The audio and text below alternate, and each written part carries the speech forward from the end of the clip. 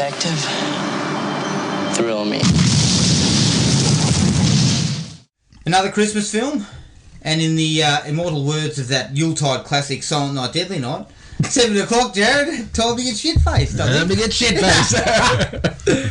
Look, we had a bit of a rough trot getting a film here. The pickings were slim, be fair to say. We had a couple of good selections and access issues to every one of the good movies. Right. Like, just to let people know, we were interested in Black Christmas and Rare Exports, but just getting them together at the time. And Better Watch Out. Yeah, I Better Watch Out, yep. That whittled us down to these 3 films. Jingle All the Way. No thanks. Santa's Sleigh, a bit more on that soon from me, and tonight's film, Reindeer Games. Talk about a fucking lump of coal. Merry fucking Christmas. People are turning off in droves. Don't be playing your reindeer games with me, Jared.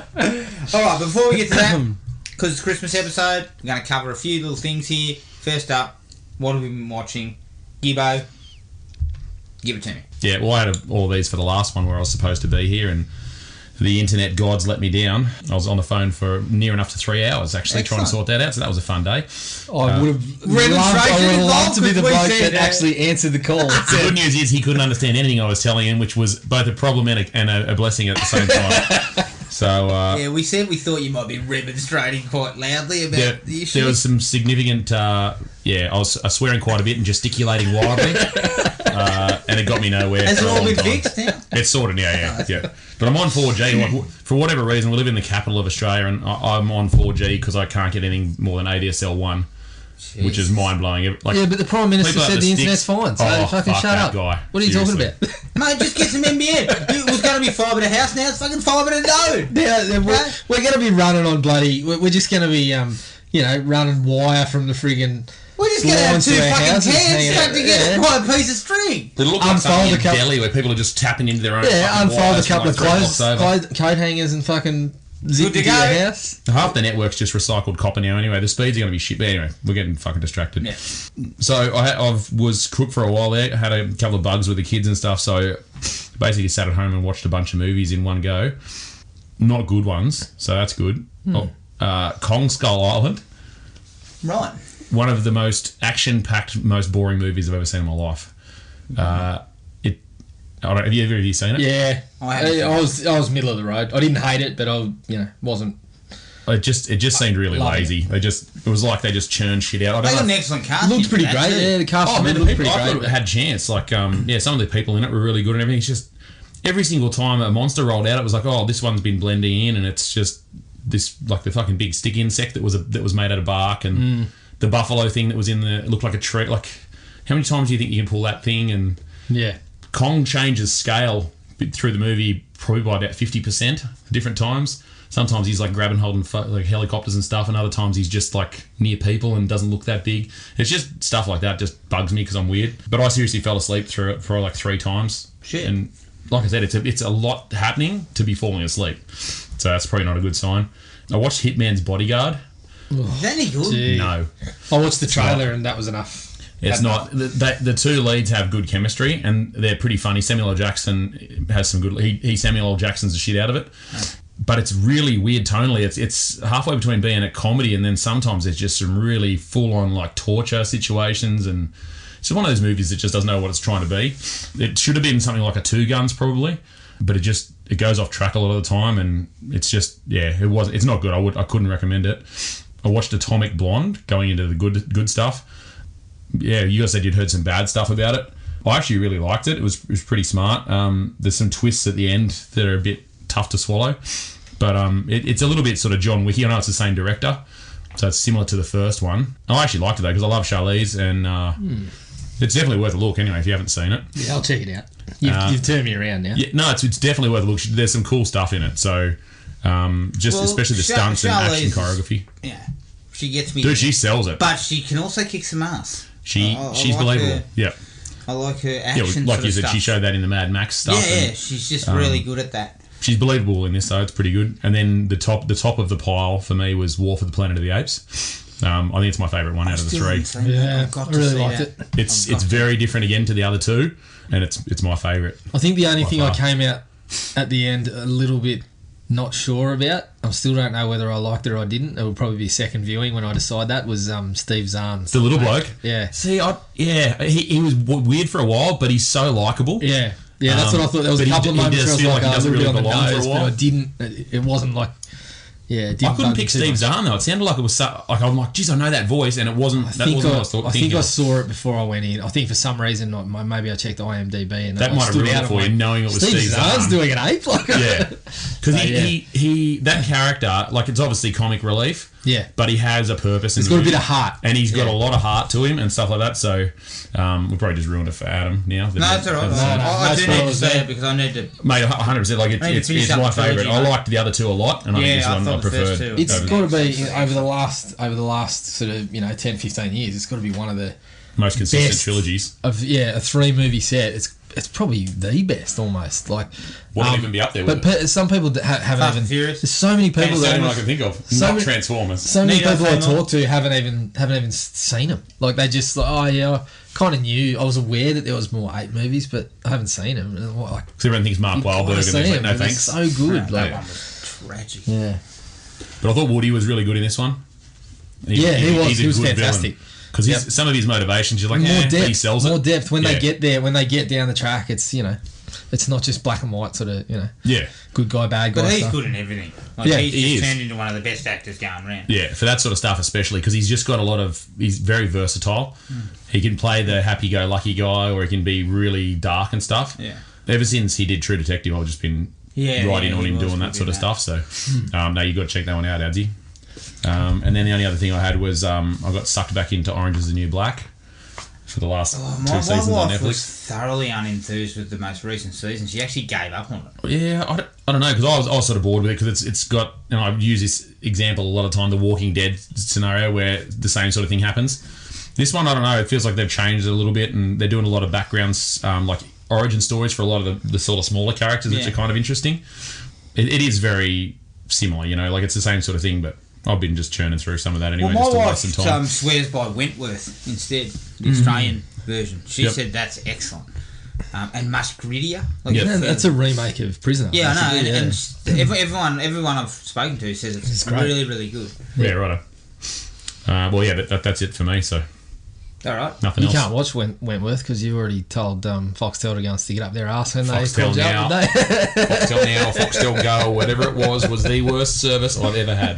Well, they know about it. But you've been on the phone demonstrating with everyone. Oh, mate, I sent them emails. I got no response whatsoever. Well, when you write you fucking pricks in the emails, I think they go, oh, we won't remember. 4 months after I cancelled it, I got a telesales call from Foxtel saying, would you like to upgrade your service? And I lost my mind at the prick. Seriously, I was like, mate, you guys have got no idea what you're doing. Your service was shit. I've emailed, I didn't get anything back. I don't want to upgrade my service. You can stick your service up your ass. And then I hung up on him. Excellent. That was paraphrasing. It went on quite a bit longer than that. Oh, okay. Good. I hope you had to transcribe the call. No, it's one of those ones. Customer told me to stick service up my ass. Yeah, well, it's like one of those ones that's Mr. Lee Beater. It's one of those that's on the net now. Everyone just laughs. I was number no passes here to answer. Honestly, if it wasn't for Game of Thrones, I never would have got it. And like It's they not wonder enough to keep it. they wonder why they have issues with people. Like whenever I had access to be able to buy Game of Thrones, I did it. Like they had it 1 year. They did it on iTunes, and they released them at the same time as. Yeah. And I was all over it, mate. I'll pay for that. Yeah. But if this is the only way they're going to... Like, no wonder they have issues, because it was Foxtel holds shit to ransom, mate. It didn't matter if you were watching it after the fact or if you were streaming. Well, they can't do it. Over, yeah. isn't it? So that... No, there's one other year. One season. One more season.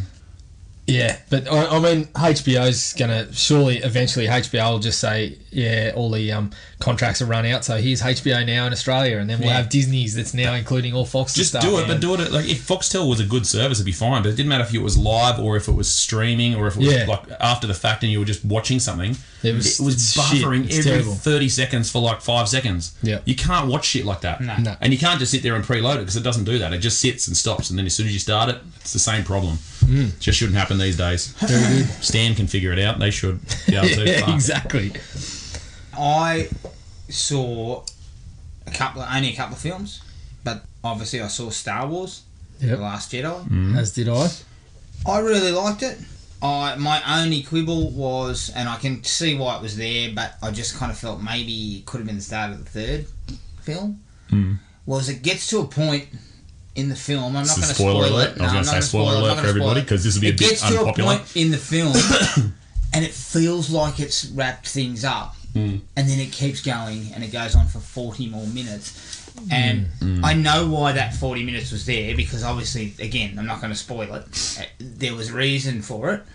But I sort of felt maybe that could have been a holdover for a third film. But I guess it's hard. Looking at it, it's hard because they had different people in charge of each film. Yeah. And so what you're doing is you're going, we've got a new director and a new writer for this third film, and they don't want any of that. Like, they want to go here. So in a way, I sort of feel I've come to the understanding that, I can see why it was there. Yeah. See, I saw it too, and I was of the opposite thinking. I know exactly what you're talking about. It felt like there was an end to a story. Yeah. But if they had have held it over, I'd have walked out of the cinema going, well, what the fuck happened to the other story? Well, I think that, they needed to end that that story that we're talking about. And the other thing, as we sort of, I'm assuming that's their plan. Yeah, and for me, it was never gonna go any other way than sort of what sort of all transpired at the end, who clashed with who and all this sort of stuff, because the entire film, I think it was the 45-minute mark might have been the first time I leant over to our friend Maddie Kay, who was watching it with me, and I said, is it just me, or are you getting the sense that this whole movie is talking about this is now and the past was the past? And they continued to drop things. Some of them were so explicit that it's like, this is not the same Star Wars that you grew up watching. Yeah. And the way that it goes is that's where it went. And I mean, a lot of the gripes on the internet, and then I think it's the biggest differential between the critic score and the fan score on Rotten Tomatoes history. It's like 93 critic score, 55 fan score. And some of the fans have started petitions saying you ruined Star Wars, you ruined all these characters I grew up with and all this sort of stuff. And I'm kind of thinking, but he kind of said that all the way through, and I'm okay with that because number one, Harrison Ford fucking clearly never wanted a bar of coming back and only did it for the cash. Carrie Fisher is deceased, so she's not coming back. So we've got all these issues where it's kind of like, it's the natural progression. It's the circle of life, mate. Yeah. John knows. We've got to get somewhere else. knows all about it. Yeah. But I had I'm not saying it was a perfect film. I enjoyed the hell out of it. No. I actually think time is going to be very kind to it. I think it's going to be one of those films that 10 years down the track, a lot of people look back on that hated it and go, maybe I was wrong. See, for me, I'm not such a big fan boy that I just enjoyed it for what just it was. Just watch it as a movie. Yeah, exactly. You saw it exactly what it was and liked it. The stuff between Rey and Kylo Ren is excellent. In fact, Kylo Ren is fantastic. Adam Driver was just really, so good. he really delivers here, and it's a really strong performance in a movie that you see it sort of popcorn-esque. And I felt in the first one he was a little bit not quite there. In the first one. Yep. And when he first came on screen, I thought, I remember him being a little bit off. He's a good actor. I just felt he wasn't there in Force Awakens, but he's just excellent. He's really, really good in this, and all that stuff there is just top of the line. That's where the movie my makes least favourite stuff was the casino. Even though we got a bit of Benicio del Toro, who seemed to be channeling his character in Usual Suspects. I couldn't fucking understand what he said. I was hoping he might look, it's bloody good. It's still bloody good. So I just think the fanboys are getting a little bit wrapped around the axles about the direction. But the fact is, you have to move on, and we, at the end of the day, this series is moving away from where it was into new territory. So let's just go with it. Yeah, well, I've never been a Star Wars fan, let alone a fanboy, like one of the really invested ones, and I thought Force Awakens was really good. And if it's more of that, man, I'm all about it. Well, this is what I said to Adam, which is what I liked about it. Force Awakens was kind of the characters are a lot deeper. Copy of New Hope, somewhat, but good fun. But this one's a bit darker, but it's different. The thing that I was laughing about was like, we've got petitions on the internet to stop, people remaking movies and stuff.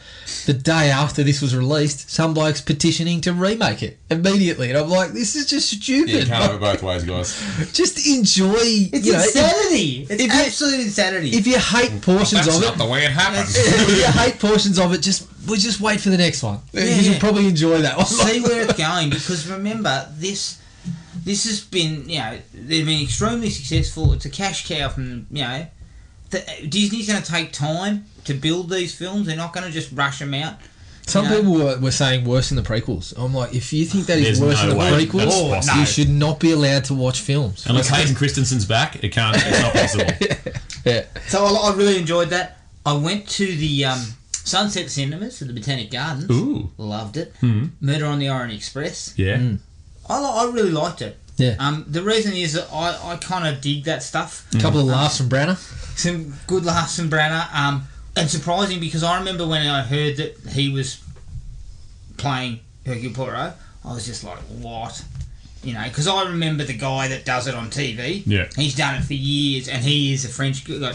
He's been knocking it out of the park for years. He's great.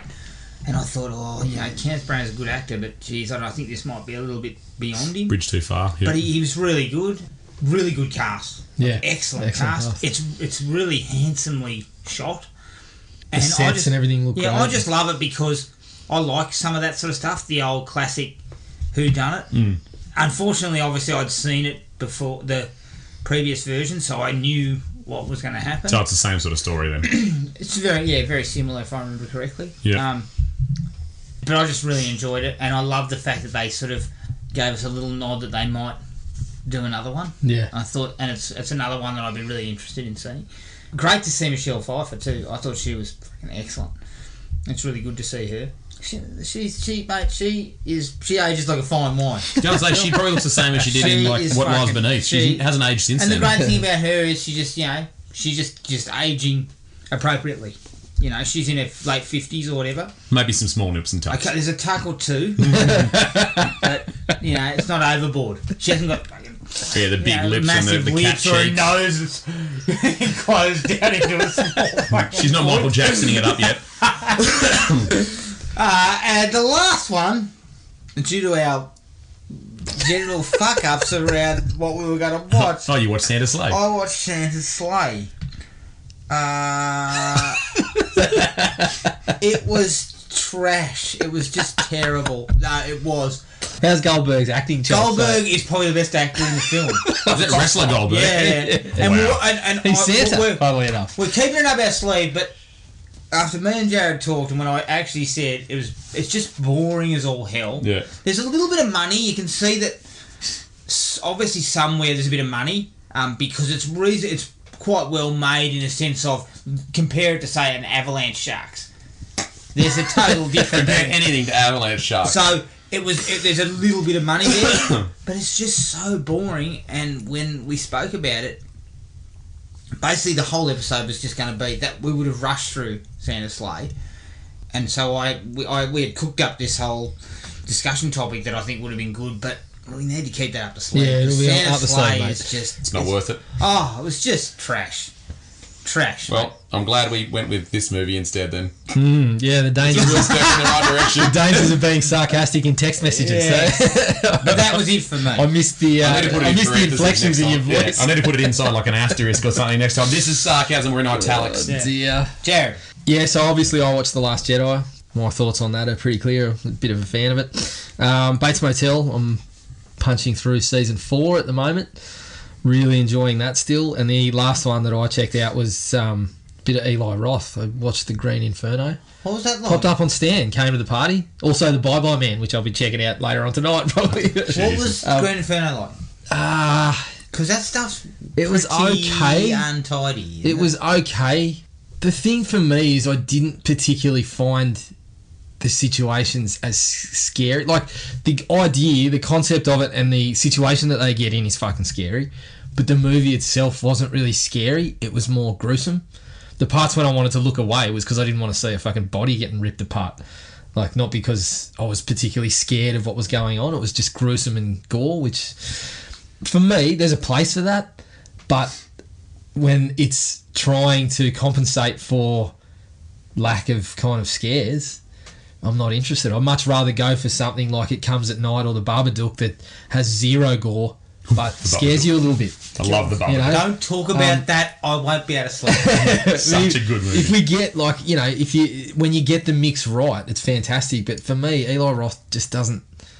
The situations don't scare me as much. No. Hostel, I think he got a couple of scenes that were a bit scary. More unsettling than anything, though. Yeah, and that's It's like just his this one. torture porn shit This one, got old. some of it was not even that as unsettling as such. Like, it was supposed to be, but it just was kind of like, yeah, okay, we kind of get the situation that's going on here, and then all of a sudden, no, let's fucking splatter some blood everywhere and rip someone's head off or The something. thing about Roth is, I think he's quite a competent director. Yeah, for but sure. I don't know if his projects are that good. It's always the same that's shit, though. whether that's his fault specifically, or he's, sometimes you're a director for hire. You take a project because, hey, I need a paycheck. Yeah. You should watch it, though, because it's all, obviously set in the Amazon jungle. You're sitting there going, fuck, look at the background of this shot. Holy shit. I would love the scenery, but I don't need to see canopy. someone have their dick ripped off or something like that. Yeah, well, that's... I've got a sort of- real problem with that shit. Yeah. I hate that shit. Well, this one wasn't... it was a little bit different to Hostel in the kind of lengths that it goes to, but it's still fucking gruesome. It's still like... As I said his to is you, just Jared, violence. That's violence isn't scary in of itself. You've still got to construct a scene that's fucking creepy and... Yeah. put it this scary, way. I'm not aiming this at Eli Roth because, as I said, I actually find he's a good director who just needs to pick the right things. Yeah.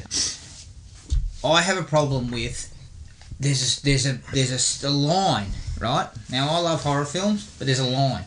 I can cop Jason Voorhees cutting heads off because it's kind of comedic in a way. It's bordering on comic Yeah. violence, It's basically. simple, but once you step over that line and you go from that sort of thing to serious violence, Ultra-realistic kind of shit. involving either sexual nature or the kind of torture, Yeah. I think, well, that's not entertaining. Like, I can't watch that again. It's like Requiem for a Dream.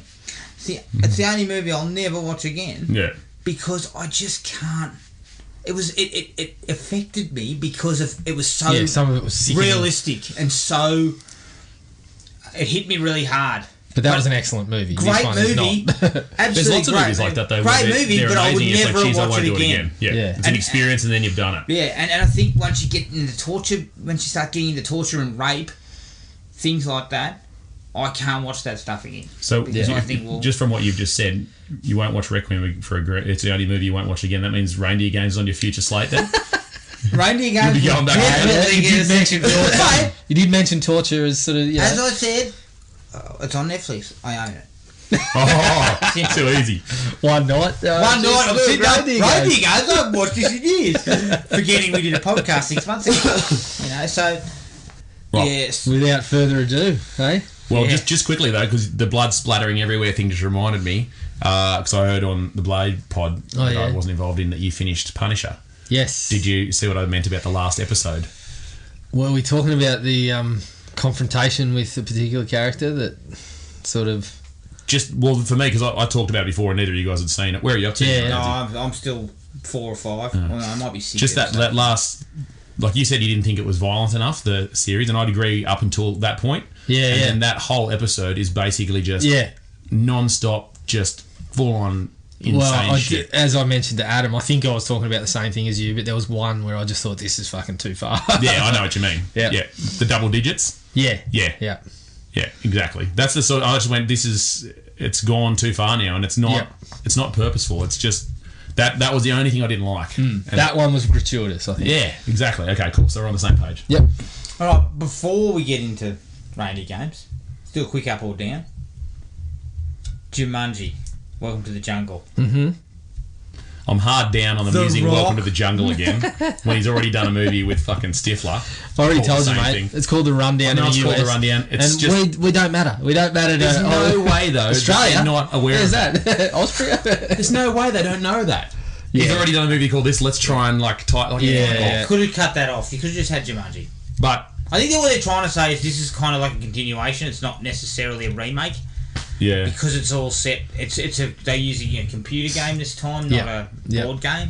Oh wow! I brought it into the 21st century. But as I said to you before the podcast began, the last 3 or 4 trailers I've seen from The Rock, I've just sat there going, "What are you doing, mate? It'll probably be what fine. are you doing?" But why do they have to do it? I watched the Rampage trailer and I was thinking, this could be dreadful, but fuck, I love The Rock. Yeah, that's I love what The Rock. I was thinking of too. Yeah. But what I'm saying is that this seems to have pretty good reviews. Yeah, I saw a So thing I'm today, and they thinking, said it's well, actually decent. Well, look, It's definitely an up for me. with Kevin Hart, like I'm not a big Kevin Hart fan, but I watched Central Intelligence and thought, Yeah, it was I alright, got yeah. enough laughs. He's Well, alright in small doses. He's Yeah, a funny yeah. little bastard, but he get annoying. And if very The quickly. Rock is kind of the centerpiece, then Hart he's in small doses. Yeah, I'm actually a Jack Black fan. I like Jack Black. For some reason, people just hate Jack Black, No, but I'm I like, like him. I think he's fine. I Given wish the he right took stuff. music more seriously because I like his voice. I could have easily hated him because I have seen I Still Know What You Did Last Summer, but I like the man. Oh, yeah. Good God. But yeah, That's so when we look, first saw the bloke. Yeah. yeah, and the girl is Karen Gillan, isn't it? Yeah. Nebula Yeah. from Guardians of the Galaxy. Hey, Yeah. she can kick some ass. Yeah. No, look, I mean- I'm up. Yeah, I'm up. I'm It's fine just with that- it. It just seems I don't have a the massive timing- attachment to I don't the know. original one either. No, I no. don't- I know. I barely even watched it when I was a kid. It's just it's Yeah. one of those things. It's like they're just cashing in on an old. I'm just a little Yeah. bit Well, over they were that talking whole about just how rolling shit out. I saw an article the other day where they were saying, it's a continuation and we're not sort of ruining the legacy of Robin Williams. And I'm thinking, mate, Robin Williams didn't care for the original. He was in it. Yeah. He probably thought it was shit. Talking about good CGI, but Yeah. those monkeys look so real. But I'm definitely an up. Man, I'll watch it with the kids, 100%. Definitely an up. I'm not like racing out to the cinema. No, but I'll be there. If it's a rough week and all we've got down at the Belcon and Jumanji. Belcon and I mean- Hoyts is a bunch of the Bollywood pictures and Jumanji. I'll check out Jumanji. Like, No, I'll go to a Bollywood picture first. Then Jumanji. well, there's an action one on the moment. It looks all right. Like you said, he hasn't done Egg the anything wrong Tiger, so was far. it? Maybe. Kate was desperate to see Egg the Tiger. 3-hour Bollywood action film. I was like, No thanks. Hard pass. Slightly, we were going to do, or we will do, just letting everyone know for our New Year's episode, we're actually going to do, obviously, a spanking new film that just came out today. Was it today? Bright, the Netflix original movie with Will Smith and Joel Edgerton. Yeah. So when this gets released, it'll probably be 2 days out, 1 or 2 days out. It would have been on Netflix for. So we'll do a quick up or down. How do we feel about this going in? Having not seen it, but just checked out trailers and knowing the premise. I was massively up on it. It's obviously a David Ayer. I remember you sent me a message saying, "Look, I'm keen as, but it could be a real stinker." And I said, "No, it won't be a stinker because." I said the worst I can 3 out imagine of is sort of 3 out of 5 because it seems like he's going to tackle some of the class stuff in the fantasy and that can work and I think it's an interesting enough idea to carry it so far. Then I read some reviews and thought, fuck, Adam might be right here. I'll tell you what my problem with it I'm will still be. up. I'll probably be up. Every trailer they've released has been better than the previous one, and it looks like buddy cop mixed with Lord of the Rings kind of thing in an urban setting. That's okay. For me, It's different. I can get That's past for sure. the fact that it's a mashup of genres, Yeah. but it could work. Yeah. And End of Watch was good. Was actually really good. And David Ayer wrote Training Day, I think. So he knows that urban sort of cop stuff pretty well. All things aside, he's made some shit, but he's pretty good at that. So I'm not too concerned that it's going to be so badly muddled that I won't know what's going on. I'm a big Will Smith guy. But I'm actually more impressed with Joel Edgerton being in it because I'm thinking, well, he doesn't usually pick a lot of shit. I think I said last time he's been doing some great work lately. So You did say that last time. yes, I can vouch for that. there you go. Well, that's what I'm up on is the fact that Netflix is starting to get people like this making projects like this just for Netflix. Yeah. Yeah. That bodes $100 million really well. budget too. That's a big budget. Like, I don't think Netflix is hurting by any stretch, but for them to be able to pull talent like this for a Netflix original that's not going to cinemas and stuff like that, it's pretty cool. Yeah, But you know I think what? that's the big plus for me is that if this is what they're doing, I'm all up But the for luxury that. they've got in their favour is they're going to put this on their streaming, but they could, if it's big enough, put it in cinemas. They can do if it want. release if they want. And only they can decide to do that. Yeah. So, And they can do it. They can hold it. They can say we're going to put it in cinemas, and then 2 weeks later you can watch it on demand if that's what you choose to do. Yeah. There would be some things I would say, fuck, I want to see it on the big screen, even though I pay for Netflix. You know, for me, they can do a $90 million picture, but then they can also do a handful of Blumhouse type things or buy up some independent stuff, something like that. which is, I want to see some of that. And that's what Bright seemed to tick the box for me. I remember Jason Blum in that Bill Simmons podcast saying that the big thing is that if everyone looks at the concept and goes, yeah, that's I'm interested. I want to know more. Yeah. That's exactly what Bright was for me. As soon as I saw the trailer, I was like, fuck, I got to watch this. Mm-hmm. So yeah, that's the other thing I'm really up on is the fact we just blew up about people just circulating more shit from back in the past trying to cash in. It's an original idea, it's something different, hasn't really done absolutely, before. Absolutely. And anything like that, I'll give it a crack for sure. So the only concern I've got, and it's not really, I haven't seen it. It's one of those concepts where again I could see producers that sitting around the room going, "This is fucking so cool," and then when it gets on the screen, that's actually not so cool. Didn't pan out. It's kind of like what Suicide Squad was. When I watched Suicide Squad, I liked it, but I remember thinking producers would have been sitting around going, "This is the best thing I've ever seen." Oh yeah, that tattoo on the Joker's forehead looks awesome, man. all those intros using cool old music and everything. It wasn't quite as cool as it seemed on paper. Good in theory. Yeah, didn't really deliver on promise. So that's my only concern with it. But I think you might be right. 3 out of 5 is probably roughly where it's popping out. I look at it and I see high concept sort of thing, mashing up genres. It looks like it should tackle a bit of class. It's like we're back in the 80s. Well, it looks like it should tackle a bit of class and race structure and stuff. Hey, I'm down for that. I want to check it out. I can do it. David Ayer, maybe not so down for it. His reviews are... one called it the worst movie of the year, and he responded and said, you've got away with words. I'd love to read some of your scripts sometimes or something like that. Yeah, but someone was saying they didn't get it. I'm like, he's basically saying, well, if you want to write that kind of shit, you show me what you can write. I'm happy to read it. Well, that's a fair call too. Yeah. It's like, you're kicking the shit out of him. Do better. But how about you write something and I'll have a look at it. See if you can get $100 million to make it, dickhead. Yeah, but it doesn't take a chicken to smell a rotten egg, mate. I hope to Christ I'm not 30 minutes into it tomorrow going, fuck, why am I watching this? Alright, take a break. Here's the trailer. Our Christmas special, Reindeer Games. We held it off as long as we could. We walk out of here. What's the first thing you're gonna do? Go out and get myself a mug of hot chocolate. A piece of pecan pie, right? That's right. He was a reformed ex-con who wanted to start a new life. You, Ashley? I've been dreaming about that smile for so long. She was the girl of his dreams. When I read what you wrote to me, I said, here's a guy they say is a criminal, but he's not. When I get back in that room, you better be wearing nothing but a candy cane. Welcome home, convict. Hey, sis. But between them and happiness What do you want from me? I read your letters, convict. He knows you worked at that casino. stands a team of criminals who wanted to take down the state's richest casino. It's just my luck. Finally meet a boy that I'm crazy about, and my brother wants him worse than I do. You want to hear about some job of mine? I want some hot chocolate and some pecan pie. Let's start talking. I could really go for some onion rings. What started out as love Do you remember all those letters you wrote me about me and you against the whole world? We can have it all if you just give him what he wants. could end up in murder. What did you think's gonna happen? This thing's gonna be over? He's just gonna let me go? He's gonna shoot me in the back of the head like this. You're gonna give me a disguise. You're sending me into an Indian casino dressed like a cowboy. It was that or a ballerina. Hey. He was talking to the manager inside there. Something tells me you're not being totally honest with me. Rule 1. Never put a car thief behind the wheel. Ben Affleck, Gary Sinise, Charlize Theron. In the new thriller from John Frankenheimer.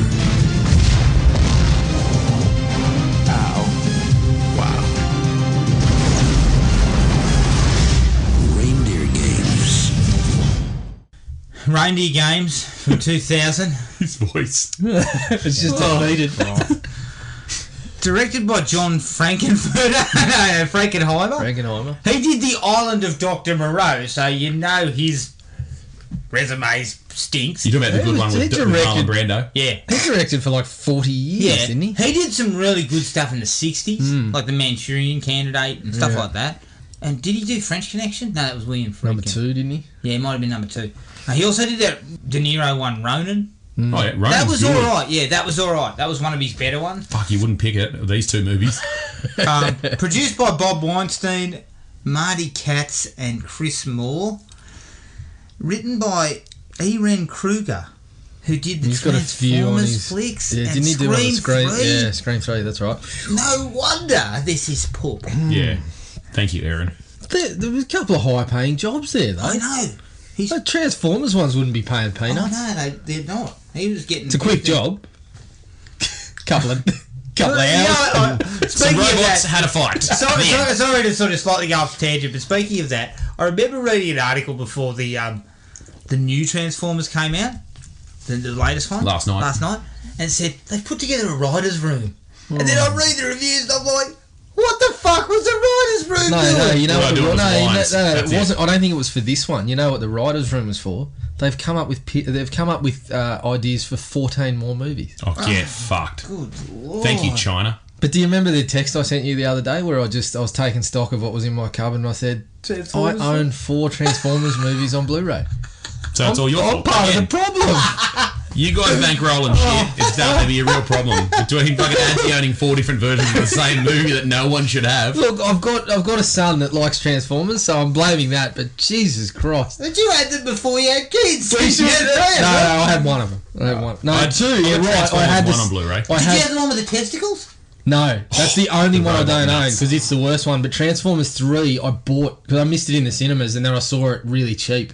So I thought, yeah, fuck, I'll just buy it. What? That's Revenge of the Fallen, isn't it? That was better. No, that's the one I skipped. So I own Dark of the Moon, Age of Extinction, and the new one, and then obviously the first one as well. The first one's the one I've got. First one is still good. Yeah, and it was one of the first Blu-ray movies I bought too, and it was like, it looked so cool. All right, let's get away from that. Sorry, Let's back to the Thanks, Aaron Kruger. thing at hand. Fucking scarier than Freddy Krueger, that. Ben Affleck as Rudy Duncan, Charlize Theron as Ashley, and Gary Sinise as Gabriel. Budget for this, $42 million. The expensive Santa suits. Jesus. Box office worldwide, 32. You know, we were saying, wondering before why so many good actors said yes. Well, there's your fucking answer. Yeah. Must have. Come roll in the snow for $5 million. Vin Diesel was originally playing the Donald Logue character. Oh my god! But he left the film to do the Fast and the Furious. The Donald Logue character? Yeah, the guy called... Donald Loesch? He's barely in it. He's the guy in the back, he's one in the back of the truck. Yeah, he's one of the minor... Yeah. Jesus, he's fat in this. I recognised him, I knew it, but I didn't know it was him. Less facial hair. And he had the dodgy teeth and stuff too? Yeah, right. Because... You're talking about the one that was, when he's drinking out of the... Pug or something was his nickname. I did not recognise him, because we just saw him in Blade. Remember, Diesel was... Fast and Furious made Diesel, so this was still... Good choice. In the end, a good choice, yeah. Oh, by far. Shit. Fuck, I did not recognise him. Fast and Furious is no bloody masterpiece, but it's 10 times better than this. Alright, I'm going to go first. Good science. Good cast, just wasted. Like, this movie goes nowhere. There's a lot of Oscars in here. For 110 minutes, doesn't it? Oh, it takes forever. And nothing happens for about an hour. Yeah, the start's I remember sitting there thinking, when are we going to get to something? What are we actually doing here? Yeah. Ben Affleck must have been signed to a deal or something with Miramax because there's... This was probably we'll help you with Good Will Hunting if you'll make this down the track.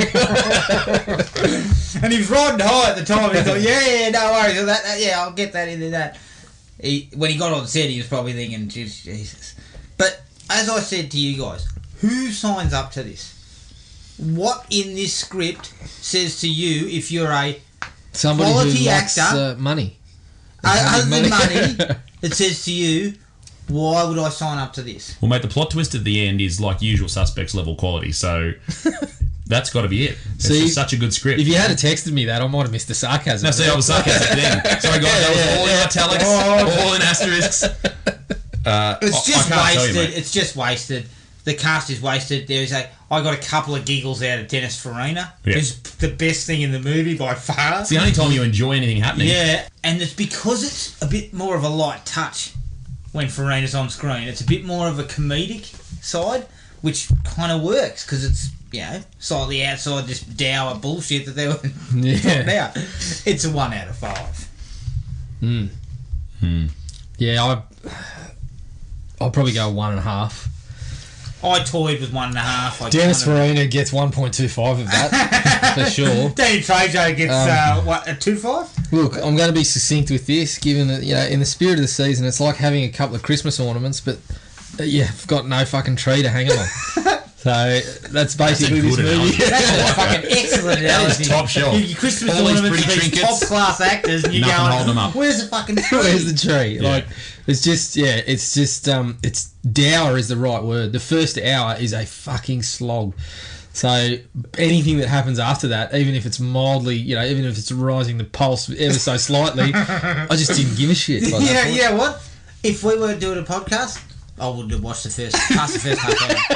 Coxie texted me, it's 15 minutes and he goes, fuck, I'm 15 in, I'm already bored. Yeah. And he had another 45 minutes to go of being bored before anything. Good Yeah, Lord. and it still doesn't really kick on either. Nah. So Gibbo? I'm right there with Jared, mate. 1.5. Yeah, there's not really anything else to say that you guys haven't already said. I struggled to find any likes. It's just a movie that just sort of is there. Yeah. There's stuff happening and you're just going, well... Obviously, there's some money involved. It's competently made because it's a studio film. Yeah, But and other like I than said, that- there's Oscar winners in this movie for acting even. And for none of them writing. get to do anything. Yeah. Affleck's got the Oscar for writing. He could have fucking touched up the script a little bit, couldn't he? No, mate, Or because screenplay. remember, Goodwill Hunting, then you'll make this. That's Can I right. have a quick look at the script? No, you can't. Yeah. You're signed up. Yeah. Anyways, You're taking $5 million. It's boring, and then you get to the ending, which is one of the biggest fucking attempts at a multiple plot twist that just has so many holes in it. It's just a tough sell. It's the whole... Fuck, let's do the likes. I'm itching This will be to short. talk about this. Let's but get to the likes so we can get to the dislikes. Charlize Theron, incredibly striking. She's a pretty lady. Striking woman. Jared, how did you sum it up? She took her top off, but you were still... Looking at her eyes. Lost Had a her quick eyes? look, and I Pretty thought, face. she's got a lovely face, doesn't she? Oh, Charlize, put it back on. You're too nice for this. Yeah. Look, she is... She gets a like just strictly because she's... Not just because she's beautiful, but she's a good actress. She's a very good She's just very striking to look at. She could trick me into rolling a casino, put it that way. Yeah. I would be all in. Yeah, I can see, yeah. I wouldn't have even got on the bus. I would have immediately gone over there. I was questioning why this Oh, Nick. I was questioning why this bunch of idiots was robbing the casino with no idea, but you've just plugged that plot hole right up. Charlie said it was a good idea, and they're like, yeah, you're right, it is. Yep. Always good to see Danny Trejo playing a low-life thug. Is there ever a movie that he's not in as a low-life thug? He actually He's in got Spy Kids films as a grandfather. he actually got one of the few laughs that I got when he out of the starts movie when he starts crapping on in crapping the on car? about when he starts about the whole financial situation around Christmas. And Gary Gary Sinise is Sinise like, is ever since you've been doing that fucking night school. Yeah, I thought that was one of the few sort of laughs I got before Dennis Farina came along. Yeah, Sinise is also good. Not because it's a great performance, because he understands that it's a piece of shit. He knows what he's there And the for. best thing to do Yeah. is to go right over the top. Yeah. Start fucking hamming it up and going like an idiot. Yeah. And he's the side of hand, the likes of which we've never seen. He should be hanging in a fucking meat locker with this kind of performance. Yeah, he's... But he knows it's shit. Yeah, I and think he so. modulates his performance accordingly. Do you think he got an inkling when they put that hair on him? He turned up to wardrobe with that really big fingerless glove and put a hell. fucking massive wig on. I thought it was just his rig from... what's it called? Lieutenant Dan? Forrest Gump. Yeah, Lieutenant Dan from Forrest Gump. It's when he's on the wagon and he's just drinking all the time. He gets his... Yeah, I thought that was the same wig. Is that where he gets the... Forrest Gump gives him a soft serve and he just chucks it in the... Yeah, throws it in the toilet, the bedpan. And Forrest is so upset. But yeah, he's decent though. He knows what he's doing, and he's probably just cashed his check, pumped Look, this out. it's a good cast because it goes fairly deep. Even some of the lesser players are good actors. Even look, like Ashton Kutcher. When Ashton Kutcher, yeah, with that stupid looking goatee. When he started running into the toilet, I'm like, is that Ashton Kutcher? sorry, I just hijacked that. Yeah, no, I was just gonna say, even at the start, I was even thinking, yeah, Affleck's better than I remembered in this. That lasted for 5 minutes. But that first scene when he's talking about the hot chocolate, when he gets out, I'm going to have a hot chocolate and some pecan pie and all that sort of stuff. It reminded me of Good Will Hunting, that scene when he's talking to is it his brother? I can't remember. He's talking about, no, we'll put your fucking sandwich on layaway. You're coming to pay me 15 cents. I thought, yeah, he's got that kind of roguish delivery's charm. the same, yeah. And I thought, yeah, okay, well, maybe this isn't as bad as I remembered. But then I think, as you stated, I think he just starts to look very, very bored and disinterested very soon after that. I'd like to hear his thoughts about it today. Yes. Oh, he would not be keen. No. This would be one of those ones he's trying to distance himself from. Mm-hmm. But he was doing the same thing as us. The whole way through that scene, he's distracted by looking at pictures of Charlize while he's doing push-ups. Yeah. And look, Charlize has openly stated, look, she hates it. Rubbish. Yeah. She was only in it because of Frankenheimer, surprisingly. Oh, there you go. He was a director she wanted to work with, so... Oh, that's a mistake. Oh, God, I'd be saying, look, I really wanted to work with you, but now that we've done this, don't lose my phone number. Don't call again. I think I don't know why we like these kind of things so much, but when Rudy's getting taunted by the guard, in the background you hear one of the inmates drop a massive shut the fuck up. We all noticed it. What made me laugh even more was it sounded like the same guy in The Rock doing it. What kind of fuck toy is this? So yeah, that was that's in my likes. So that tells you all you need to know about this movie. We are so similar, it's sickening. I must admit, I also laughed when Affleck finds out that they're going to do the heist and he's pissed off at Theron. His response is, she says, what about the night we spent together? And he's like, I've had better sex in prison. And I thought, surely you jest. Surely jest. I think everybody knew he was lying. He was just trying to hurt the feelings. Look at the face. Yeah, look at that. I'll be lost in your eyes. I'm lost further in her eyes than people are. Yeah. You know. I'm there. You know. Do I have to fucking send you a message through Facebook like you did to me? No. Claire Forlani, mate. All the way. No. Dennis Farina. Yeah. Best part of the film. He is the peak.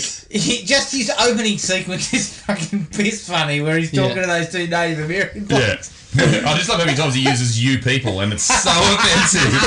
What do you people want me to do? He's all about Vegas. Yeah. I was in Vegas, I used to do this and that. And then what does he say? Coke and Pepsi. Yeah, I got them on the buffet together. Can you find another buffet that has them both? Doesn't fucking exist. Don't bother, you won't find it. Yeah, I'm the same as you. Like when he drops in, I got the waitresses showing 16% more skin. He keeps dropping. That 2 minutes is far more entertaining than the preceding hour. Yes. Yes, and he comes along far too late. He does. It would have been better to bring him in earlier. Yeah. In almost a comic relief type of role. Make that role bigger. Yeah. Just so when you're directing a movie like that and you're looking at the footage per day and you see that, you go, bloody hell, we get this guy back in. Yeah. And you say, look, how many more reshoots can we afford with that 42 mil? Because we need to extend that role. Yeah. Get him in, Because they mention his name very early on. Matt or whatever his name is. I can't remember. Very early on when they first meet Sinise. Yeah, and he's talking about how they know who he is and stuff like that, but he just doesn't pop up until way too late. The only other like I had was Farina being told to open the safe, whips out 2 Uzis and goes to fucking town. The power wow. That was the power wow safe. I love that shit. That was actually really cool. But that's it for me. I had the intro, which is like before they do the 6 days earlier sort of thing. Yeah. When you first chime into anything, it's showing all these dead Santas, and I just thought that was a really cool way to let you know. Like it sort of gets you into the film straight away, and like Jared said, you're pretty much taken straight out of it again. But that intro, you're like, oh fuck, something's going on here. Yeah, and this is unusual. It's kind of like you see there's a smoking Santa. There's one with a huge hole in his chest. All that sort of shit, and you're like, fuck, something's happened. And then unfortunately, when you get told how that all happened, you kind of just... Yeah, it's ridiculous, and you're not interested by it. But correct, it opens nicely, That was the only actual like I had. Other than that, it was just seeing random fucking people in a movie that you wouldn't expect. Yeah, I don't even think we mentioned Donald Loesch. He was in there too. Yeah, another solid actor in an early role. The cast is really good. Like it's quite deep considering the amount of people that are in the movie and the amount of actors that are good quality actors in those roles. We even get an Isaac Hayes. Yeah, it was quite strange. Yes. Yeah. He's the guy who picks up and finds a cockroach. Monsters in the gelatin. Oh yeah, is that him? Mm-hmm. There's monsters in the gelatin. Okay, yeah, right. That was him. What about the big henchman who, when he finally takes off his beanie, he looks exactly like Don King? Because you've got the same like wispy hair, but it goes grey at the top and everything. It's a Don King clone. It looked hilarious. Yeah. Anything else? Anyone? I'm trying. No. There was some other good Dennis Farina lines. There was a couple. We could spend 5 minutes going through that. And Charlize is striking. She's a pretty lady. Yes. Really rocks that bikini in the pool. Yes. That's it for me. All right. Okay. The opening scene where they're in the prison yard. Mm-hmm. So we're into the dislikes here. Is it just me, or it looked like it'd been shot with a green screen? Especially when they're doing the close-up of Affleck's face. He's not there, mate. I'm with you. That is terrible. He's either there and the background's not, or something's wrong with the colour.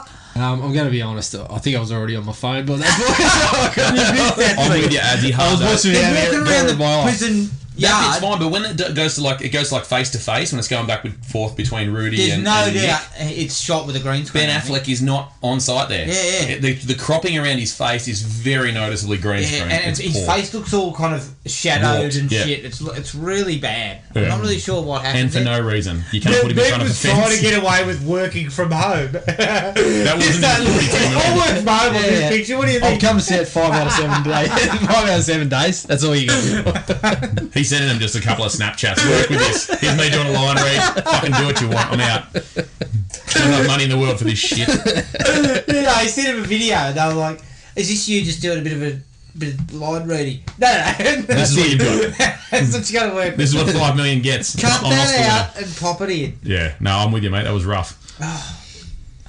The exposition in the prison scenes is just the whole time they're walking, telling you the whole story. Yeah. Every line is every minute. There's something like, oh, here's this dude. He thinks I ratted him out. Oh, if I hadn't been Roland Bobby, whatever her name is, I wouldn't be in here. And then, he's talking about something else, and he sits down and he goes, 5 years. 5 years is a long time. Okay, so that's how long you've been in for. Every line was trying to drop something really naturally, and it just stuck out like dog's balls. Yes. Yeah, because it wasn't little bits. It wasn't breadcrumbs. It was the whole thing was one after the other. These big info dumps. It was terrible. I personally loved the prison kitchen food fight. Started out a bit of light jello throwing it, ended up with someone getting knifed. Shaked, yeah. I was thinking a bit of Rod Burgundy. Gee, that escalated quickly. Isaac Hayes and the monsters in the gelatin was just unnecessarily weird. Yeah. I didn't get it. Like, all they had to have was someone say, "Oh, cockroach," and throw it. That's That same guy could have set up, what kind of fucked up world is this? We're into a fight. Everyone's noticing there's cockroaches in there. We're off. We didn't need Isaac Hayes gibbering about monsters. Yeah, it was very weird, that. Yeah. Because that's the only time he's in the film, isn't he? Yeah. Yep. Just unnecessarily mentally unhinged bloke in jail. So they would have paid above the standard kind of, you could have paid an extra for that. You get a speaking role. Yes. Instead you talk to Isaac Hayes and he drives your price up. Well, you got $42 million to work with. 40 million was the budget, and they had to get 2 million for Isaac Hayes to yell about monsters. Yeah, that's right. Mate, for a thriller, this movie is. Hang on, is it a thriller? Slow. It's supposed to be a thriller. Or how does a drama? It's super slow, and honestly, I mean, the heist they're going to pull seems pretty fucking simple as far as I'm concerned. It's certainly not Ocean's 11. It's a mums and pops fucking casino at best. Yeah. Nobody's in the place. It's 40 minutes for he gets out of prison. They meet up. He finally commits to, I'm the guy. That takes 40 minutes till they're sitting in that diner. It should be 10 to 15. Here's our plan. Fuck, what were you doing for 40 minutes? I know sometimes, the cameraman's kind of lingering on Charlize and the director's going, Gee, she's a striking woman. She's a pretty lady. Oh, shit. That shot went for twice as long as we planned. But, you know, it's just snail's pace. Like, nothing happens for a lot of those scenes. Like, when they're going shopping and things, it's like, okay, well, we get that they've established this relationship, but do we need to go into dialogue about the coats that you're buying and how much money? And Jared, the movie hinges on the relationship between her and him. Nope. And that is non-existent. That relationship has no chemistry, no spark, nothing. He's not there for the long haul. He wants to root her for the fucking length of the holidays and then bail on her. Yeah. That's his whole plan the whole time. Does he mention that at one point? He's a scumbag. He's fresh out of prison. He knows a scumbag. He pretends like he's doing her a favour. Just give it to the rest of the holidays. You're not doing this for her, mate. You came out to get your end in. He started off stealing cars, and now he's stealing a harp. You know what? You should have written the movie. But as I was saying, their relationship's supposed to be the key, right? You're supposed to buy that her and him kind of, she loves him or whatever, and then there's a double cross, and then there's another double cross, and then a double triple cross. But the whole knowledge of that relationship's got to be tight. But Gibbo's just fucking hit one of the problems on the head again, because, okay, so he's acting like he's doing her a favour. The whole fucking plan hinges on her fucking bedazzling him to the point where he won't leave, not like this holiday shit. The whole plan relies on him getting out of the bus and coming up to her. If he doesn't do that, plan's over. Yeah, let's get to that at the end, because stupid. That whole plot thing is ridiculous. But what about the first part, that this beautiful young woman is supposed to be keen on a bloke she's never met in her life? She just picked randomly a name and she's writing letters. Yeah. I'm walking out looking at her going, bullshit. This is a bit sus. Bullshit, good to be true. Yeah, I'm going. Unless she's mentally unhinged. I'm walking out covered in tattoos, looking like dog shit and going, no, it can't be her. Yeah. Surely. So when you're talking about with the plot twist at the end, the way that the stuff they have to do through the movie to mislead you into tricking you with that plot twist is ridiculous. To mislead everybody. The way that she has to act when Nick or Rudy or whoever you want to call him isn't on screen or in the room, she has to act a certain way with Monster and stuff like that. None of it's... There's no way they would do that. Like, the first bit you get is when they're in the pool and you're like, oh, something's not right. That would have been the whole fucking time whenever he wasn't in the room with them. Yeah. But there's bits where Monster's throwing her around, hitting her and stuff, and Nick's not even anywhere near. Like, it's bullshit but writing. The other thing too is Nick shows no interest in her. The moment he says, I'm not the guy, I'm not the guy, then basically he then brushes her for the rest of the film. Yeah. He just keeps saying, no, go away. No, don't come near me. And you got to think she's an absolute idiot to continue thinking he is Nick or there's something up. Yeah, and the other thing is, the real Nick is a shady motherfucker from the get-go. You kind of look at him and go, this isn't right. Because the actor was kind of like, he looked, But again, those early sequences, he was probably also putting it on his iPhone. Coming to the film. True. When I say shady, I mean literally shady. He's standing out in full sunlight, yet his face is shaded. That said, though, her choice in blokes, pretty shit. Yeah. Both blokes she's quote-unquote in a relationship with are happy for her to root other blokes to trick them into doing things for her quote-unquote boyfriend. One of them's got to do it in a double-decker. The real Nick has her get smashing Monster, who then tricks her into fucking Nick / Rudy. Like, and let's not forget that we've theorised that she was probably doing it to the other blokes to get them interested in such a stupid plan in the first place. So. But also think about this. Your plan is to knock off a shitty casino. Is it really worth it? I feel that having 3 blokes on the go isn't really worth that. You know what it reminded me of? The plot twist at the end, and obviously it's done worse in this movie, but it reminded me of Wild Things. I haven't watched that. Yeah. Very similar. I'm tricking everybody. Tricked everyone. Obviously without Kevin Bacon's penis. Well, there we go. How many episodes? Must have been about a good 30 episodes since we mentioned Bacon sizzles. Bacon sizzles. Right, bacon sizzles, alright. There's a fucking rasher of bacon there. The whole side of bacon. Yeah, bloody hell. That's a whole pig. That's a whole pig between his. That's more of a full back strap, but that's fine. When I was in Canada, they have these vacuum sealed pork tenderloins. It's exactly that. That looks like Kevin Bacon's dick. Yeah. We've got to talk about it. We've got to talk about it. I'm sure that sort of conversation in front of the cashier at fucking Walmart would have been all... You know what this backstrap looks like? Kevin Bacon's cock. Do you agree? Yes or no? Yeah, have a good look at it. Thanks for chiming in, Denise. Appreciate your feedback. As she goes, it's a little bit small. Christ. Oh, God. Okay, let's get Kevin. off Kevin Bacon's dick, please. That's not what she said. Okay. Affleck looks super uncomfortable because he's supposed to be like a tough guy or a prisoner or criminal, and he does not in any way convince. He's too pretty, for starters. Like, I love the fact He's that a striking looking man. He definitely had prison sex. We know that. I love the fact that he's been in prison for 5 years or whatever he's been in prison for. They've got him covered in tats. Bog standard barbed wire tat on the arm. Isn't that cross a real one though? That cross on his arm. I think it is, yeah. Good on you, Ben. No regrets.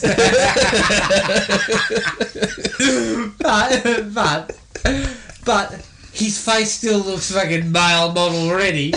Yeah, like he's just too pretty to be considered. Like, I would never have said, oh, he's been in prison for 5 years. And then when he comes out, his performance is partway between bit of charm and couldn't give a fuck. Indifference, yeah. Most of the film he's in, I just got off the phone with my agent talking about my next movie mode. I think he's just couldn't wait to get out of there. I reckon at times that this entire crew of actors just fired their agents. Yes, after getting caught possibly. up in this, I'd say. Yep. Like something like Ben Stiller's character in Tropic Thunder. He just, what the fuck have you got yourself? Where's my fucking TiVo? Fucking Matthew McConaughey. What about? So we talked about how she acts with Monster. Her actions, and this goes to the same thing where they're just trying to mislead you into this quote unquote plot twist. But when they're chasing Ben Affleck when he gets away, and they're chasing after him, and Monster tries to. The ice? Yeah, well, before that though, Monster tries to run him down with a car. She tries to protect him because you got to think that she's in love. She wouldn't do that. There's no fucking reason at that point. Then he tries to shoot. He tries to shoot him, and she knocks the gun up, and she tackles him down the hill and stuff like that. She wouldn't have actually done that. Any of that stuff. It's just to mislead you so that they can sell you this bullshit plot twist at the end. It's a lot of effort. It is, because he's not watching what they're doing. They could have shot it, and he doesn't know that she's not protecting him. You know what I mean? It's just it's shit writing. Yep. Yeah. Also, why does he kill the guy in the fucking ice fishing shack? Oh, just, it ramps It's supposed to show that he's a bad guy, but it's like, that was a non-event, never comes up again. Also, that's not how ice works, guys. Yeah. You could shoot holes in that ice for days, and that would not happen. Yeah. And I just thought, why have we even got that? That just couldn't. Also, when people fall through ice, during this movie. why don't they just swim up through the hole they fell through? It's disorientation. They can be. If it's under a river, I understand there'd be a current. But Bear Grylls did it on purpose. She goes 4 feet to the left, and she's banging on the ice. Bear Grylls dropped down to his fucking crackers and did it. By choice. He jumps in there just so he can nude up. He wants to get the jats out every single time. No, but he also jumps in there, then comes back to the surface, sits in the ice, Punches out craps on about how you survive. Yeah. He's a weird dude. I think that was the episode too where they sort of cut to talking about how he's going to survive, and then it cuts to a long shot, and you just see him running hundreds on the ice. He just sprints. And he's doing bloody strange guy. Star jumps in the dick and Can I just I know I've already mentioned it, but the long hair on Gary Sinise, it's just an awful look, isn't it?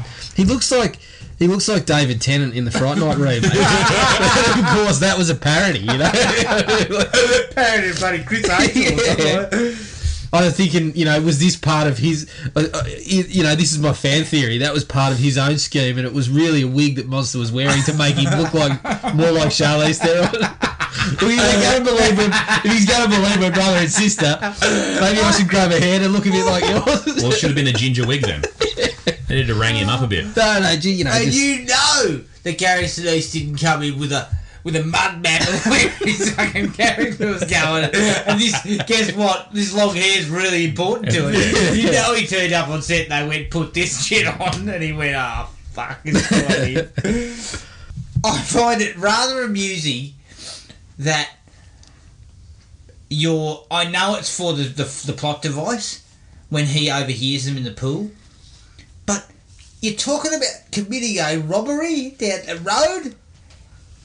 Perhaps a Quite little bit of pipe down a little bit. Yeah, a little bit of discretion. Why don't you go to your closed hotel room? You're not worried about discretion, mate. I mean, don't get me wrong, you've got a guy chained to the bed in there. Yeah, no one's going to be interested in that. You know, contingencies here.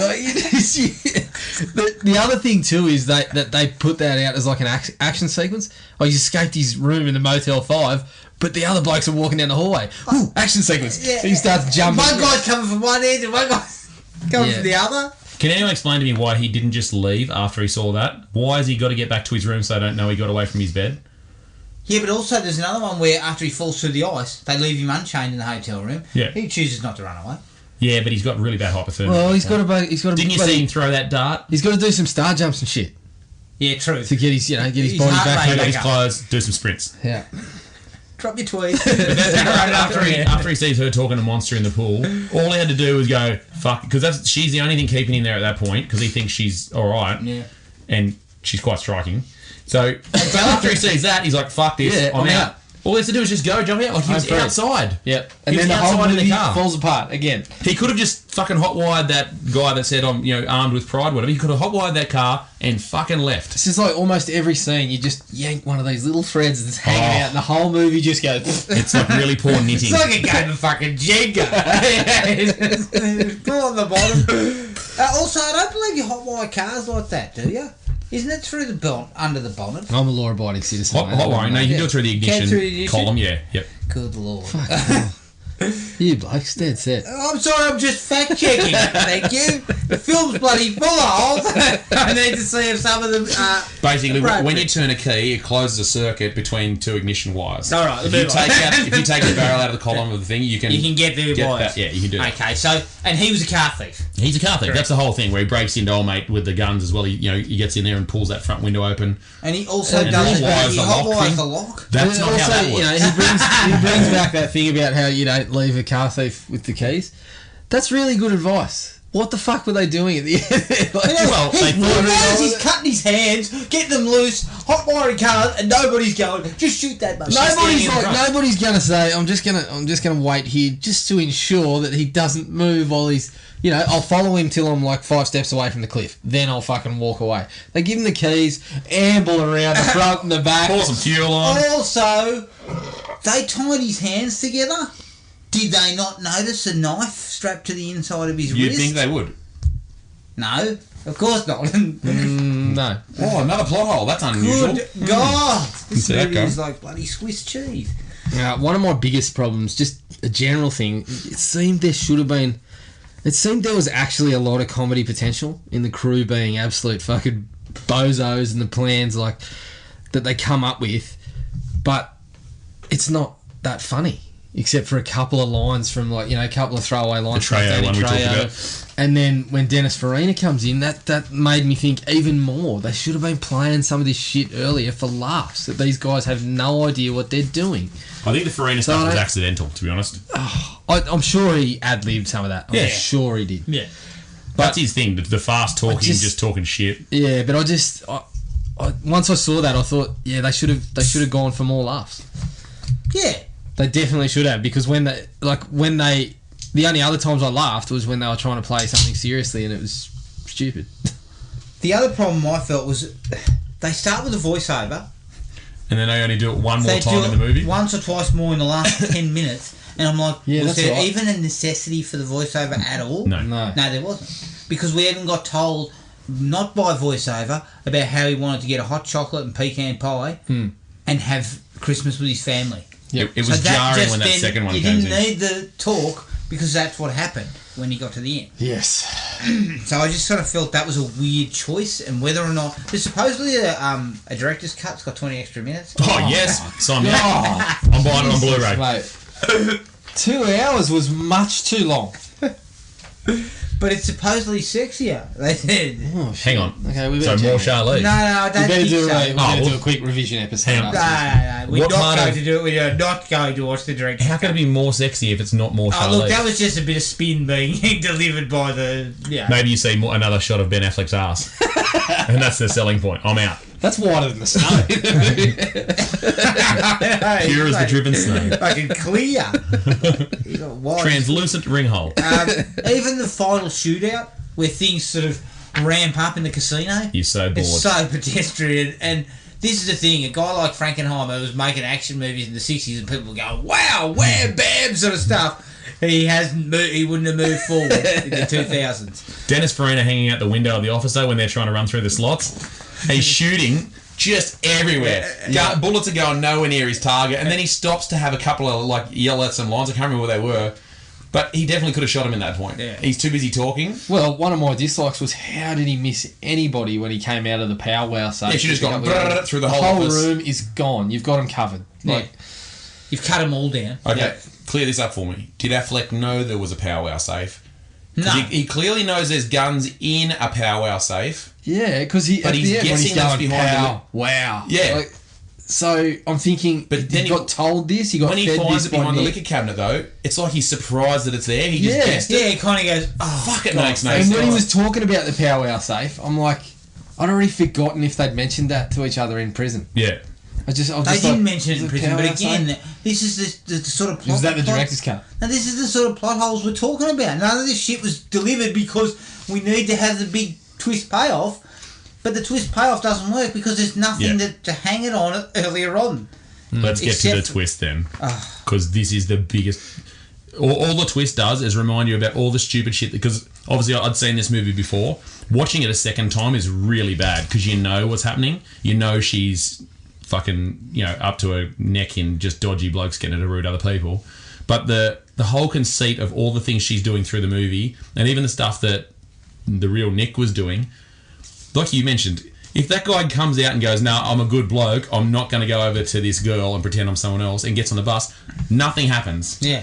So he's basically faked getting, he got stabbed in the ribs legit. He was the only target that we. There's 6,000 different things had happened, and then they even You know reference what it. would have been better? Let's rewrite. It's already better. Good job, The Adsy. better thing to do would have been to ditch the Nick stuff, right? Because I actually think in a better film that could have worked. A better plotted film. With good writing. And, yeah. With a better plotted film and a bit better, sorting out the plot holes, it possibly could have worked. Yeah. But you don't give a fuck when he walks out because you're kind of like, oh, Christ, let's just get this over with. I think the better thing would have been to establish the relationship between Affleck and Theron, make that they're in love, and then the double cross at the end is her being not 5 double crosses, just the one. Misses. Yeah. Yeah. It's a lot more streamlined and it makes the more sense. complicated stuff out of it. Yeah, and if just that had have been held as a simple double cross. Because when I saw them talking in the pool at about the 70-minute mark, I'm thinking, what the fuck are they doing? Yeah. This is creepy, aren't they, brother and sister? I thought that was a double cross. Yeah. And I thought, geez, you're a bit early on that. Yeah, I was looking at him going, fuck, they've both got full-bodied shiny hair. They're brother and sister. I'm absolutely blown away. They're on VA both of them. And they're clearly genetically related. Should not be making out. And let me tell you something, Gary Sinise is certainly not striking. No. Nobody's believing he's their brother. The only one in here that can pull her, here right now. the only one that she should actually be with is Affleck in terms of the physical appearance thing. Exactly. With that jawline, he could pull a Theron, but Gary Sinise and whatever the other bloke's name is, the guy that looks like... I won't even go into it. Good Lord. God, I hated this shit. Yeah, that's What about the fact that there's absolutely no actually- actual good guy in this movie? That's a big issue. Yeah, because Affleck's Ben a Affleck prisoner. is He's fresh out of prison. But he's also a shit bloke. He absolutely treats her like absolute shit. Yeah, but he comes out and straight away, Olmo just took a knife for him. Yeah. Comes out and dogs him. You don't like the guy from the get-go. No, There's not a exactly. single good bloke. Exactly. I mean, he's only just recently wiped the tears off his face. At the Yeah, end, the root his missus. at the end, you're supposed to be rooting for him. And Look you at just those go, eyes. I mean, I can see how he got caught up in it. Can't blame him. Yeah, no doubt. But he's still a bad person. And the whole way through the movie, you don't like anybody. You're not invested in anybody actually coming out all right. At the end, you're just like, fuck, I hope he dies too. And then you're supposed to think he's a good bloke because he's given the money away in the mailboxes. I actually had another dislike here. I reckon he could have taken the money. He should have. Anti-hero. He should have just taken. Yeah, he should have taken the the cash. mongrel. We should have just kept going that way. Mate. That's him being redeemed. He's got none. No. He's a scumbag. Scumbag. He gets to the fucking Christmas at his house and he's still in the muddy Santa suit with shit all over his face. I talk about scumbag. He gives some people 2 wads of cash and the others 1 wad. Well, if I open up my mailbox, and the guy next door is going to I'll open this one. Yeah, what about next door? Fuck. You're down the road. Yeah. And then, you're talking to your neighbour later on. Oh, so-and-so on the other side reckons there was a wad of cash. You didn't happen to... Oh, nah, fuck. Doesn't see me. I'd be off down the road fucking cleaning all the mailboxes. Thanks very much, dickheads. Yeah, my dislike that we skipped over was the bloke lighting the cigarette when Affleck's only got shoots him with some rum. Yeah. Now... It's like napalm. Does he know it's grog? Who, Affleck or the other guy? No, he doesn't, because the only one that knows is Donald Logue. Well, that sorts it out for me, because I was sitting there going, wow, that might be the stupidest one in the movie. It is super stupid, because while you're about to shoot the bloke, hang on, I'll just let me... well, fuck, mate, that could be lighter fluid and he doesn't go up like that. No, he's got time to get his jacket off. Alcohol goes, and then it burns off and you're like, bang. Yeah. Exactly. He goes up like he's been shot, like he's covered in fuel, and he's just... It's like he's hit with the bloody blowtorch or something. You see his beard catch, and the next thing you know, basically spontaneously squirting at him, and in between them, probably about 1 metre from both characters, there's fire in the air. Yeah. They've clearly just got a fire going between them. It doesn't look anything like it's anywhere near him. It's terrible. Is that it? That was it for me. Good God. Sorry about my sarcasm, guys. Do not watch this movie. Yeah. Yeah, I think I was just in the midst of texting back and forth with both of you, so I just got the list, and I saw Reindeer Games. And I'm like, oh yeah, Gibbo's tossed up Reindeer Games on the end, and Adam's like, yeah, it's on Netflix. Let's do that. Well, because I thought to myself, fuck you, Netflix. Jingle All the Way, although amusing, because Arnie is just it's the worst of Arnie. One of Arnie's, yeah. But we've done so much Arnie. And it's a tenuous link. And look, I don't think he gets kicked in the cods. It's the only thing we're looking for these days. Movies are well, I'm still going to watch it because the Nostalgia Be Dance fellas dropped their episode on today, so I'm going to watch it. Definitely. I'm going to watch it, and then so we'll be able to confirm whether he does get kicked in the crackers. Surely they know enough these days to mention it. Let me tell you something. Arnie's movies are rated by a number of kicks in the nuts, basically. Well, I think they also mentioned that he punches a reindeer. Is that true? Yeah, so because he punched a horse in Conan too, does he? So he's got multiple movies where he's punching. He's fucking RSPCA after his head. God. Many animals were harmed in the making of this film. Any animal that came in contact with Arnold Schwarzenegger was harmed. So what are we saying that we're talking about? Total Recall's his best movie then? Yeah, because he gets nutted a bunch of times. Yeah.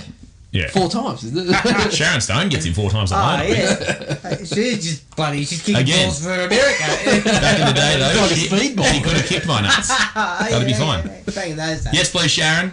If you want to get in touch with us, send us an email, thrillme@iinet.net.au. Like us on Facebook, Thrill Me Podcast Australia, or Podomatic at thrillme.podomatic.com.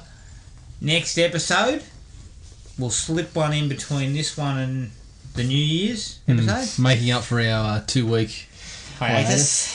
Is Van Damme and Lundgren together tearing up the screen. God bless them. Is it a Shakespeare sort of? Hamlet. No, it's Universal Soldier. Oh, okay. So, far from that one. Universally loved. But until then, take it easy, and we'll catch up with everyone later. Cheers. Find the podcast at Podomatic or on iTunes. Don't forget to rate and review. Like us on Facebook at Thrill Me Podcast Australia, or contact us at thrillme, all one word, all lowercase, at iinet.net.au.